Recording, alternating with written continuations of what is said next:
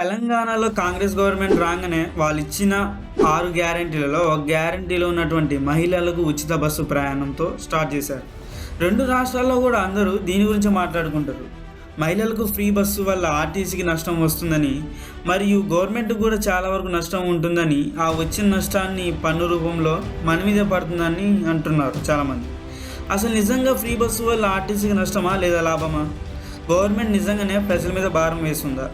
మనం ఈ వీడియోలో తెలుసుకుందాం. ఒకవేళ మీరు కనుక మా ఛానల్ ఇప్పుడే చూస్తుంటే ఇలాంటి మరిన్ని ఇంట్రెస్టింగ్ వీడియోస్ కోసం మా ఛానల్ సబ్స్క్రైబ్ చేయండి.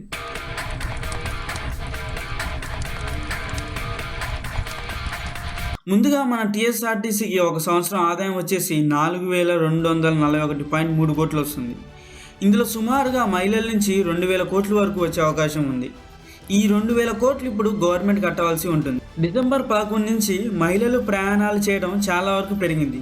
ఈ స్కీమ్ అమలు చేయకముందు ఒక రోజులో 40 లక్షల మంది టీఎస్ఆర్టీసీలో ప్రయాణిస్తే, ఇప్పుడు ఈ స్కీమ్ పెట్టిన తర్వాతకి ఇంచుమించి 60 లక్షల మంది టీఎస్ఆర్టీసీలో ప్రయాణాలు చేస్తున్నారు. 40 లక్షల మంది భారం మొత్తం కూడా గవర్నమెంట్ మీదే పడుతుంది.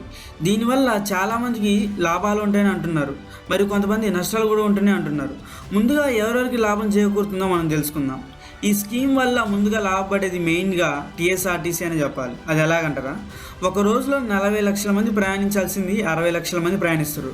అంటే ఇప్పుడు అదనంగా 20 లక్షల మందికి టికెట్ ఇవ్వడం జరుగుతుంది.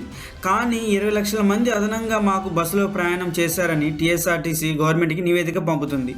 అప్పుడు గవర్నమెంట్ రియంబర్స్మెంట్ చేయాలి కాబట్టి ఆ ఆదాయం ఆటోమేటిక్గా పెరిగినట్టు అవుతుంది. అండ్ ఈ స్కీమ్ వల్ల మహిళలకు చాలా లాభం అయితే చేకూరుతుంది. ముందుగా ఎవరైతే ఉద్యోగస్తులు ఉన్నారో, రోజు ప్రయాణం చేస్తున్నారో వాళ్ళకైతే కొంతవరకు డబ్బు అనేది ఆదా అవుతుంది. డబ్బుని వాళ్ళు వేరే వాటికి వాడుకోవచ్చు. దీనివల్ల ఆటోమేటిక్గా వాటికి సంబంధించిన బిజినెస్లు అయితే ఇంక్రీజ్ అవుతాయి.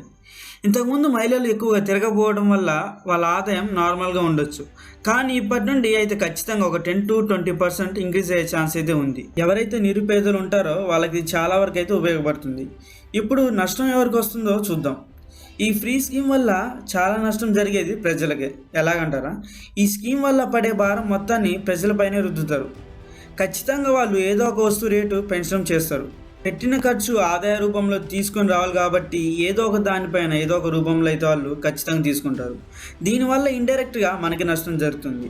అదేవిధంగా దీనివల్ల ఆటో డ్రైవర్స్కి నష్టం కలుగుతుంది. ఆటో డ్రైవర్స్ ధర్నాలు అయితే చేస్తున్నారు. ఫ్రీ బస్సు వల్ల ఆటో డ్రైవర్స్కి చాలా వరకు నష్టం కలుగుతుంది. మరి ఇదే స్కీమ్ని వేరే రాష్ట్రాల్లో కూడా అమలు చేశారు. మరి ఈ స్కీమ్ వల్ల అక్కడ ఉన్న గవర్నమెంట్కి లాభమో లేదా నష్టమో, అసలు ఏం జరిగిందో మనం ఇప్పుడు తెలుసుకుందాం. ఈ స్కీమ్ని ముందుగానే మన సౌత్ ఇండియాలో తమిళనాడు మరియు కర్ణాటకలో అయితే ప్రారంభించడం జరిగింది. దాన్నే వాళ్ళు ఇక్కడ కూడా అమలు చేస్తున్నారు. తమిళనాడులో అయితే ఈ ఫ్రీ స్కీమ్ అన్ని బస్సులకు వర్తించదు, కేవలం కొన్ని బస్సులకు మాత్రమే వాళ్ళు ఇది అమలు చేశారు.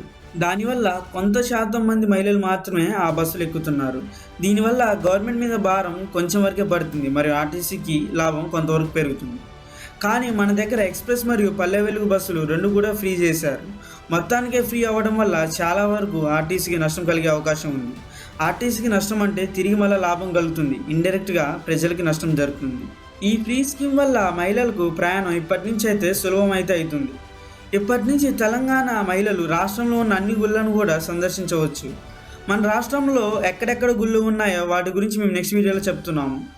తక్కువ టైంలో ఎక్కువ ప్లేసెస్ కవర్ అయ్యేటట్టుగా ఒక మ్యాప్ అయితే రెడీ చేస్తాము. మీరు దాన్ని ఫాలో అయితే ఖచ్చితంగా మీ టైం అండ్ ఎనర్జీ అయితే సేవ్ అవుతుంది. ఇలాంటి మరిన్ని వీడియోస్ కోసం మా ఛానల్ సబ్స్క్రైబ్ చేయండి.